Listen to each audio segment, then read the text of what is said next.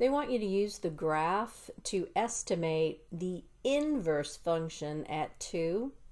So remember, and this isn't very clear, but I'm assuming that the graph is the g function. I don't see any label on it though. So if you're looking at the inverse, then you want to take this number, which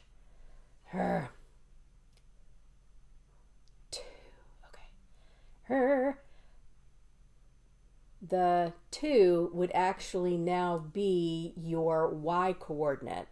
Remember, when you're doing an inverse, you've got x and then you've got y from the original function. So the inverse is going to switch them.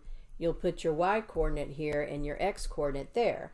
So when they say g -1 of 2, they're actually saying that that 2 in the inverse function, it would be this position, which you normally would think is the x position, but you would have to read it from the graph as the y coordinate.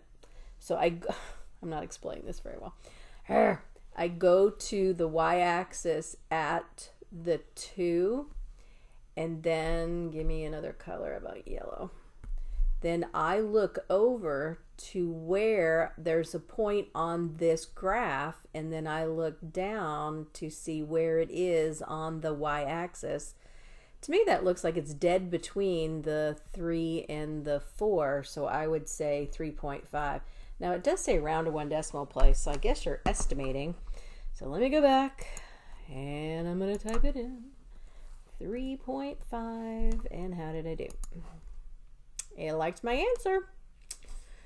So you have to read it as the y coordinate to the inverse function, which means if you can find it on the original function, then you're finding the coordinate that goes with it. I hope that makes sense. Somebody let me know if that makes sense.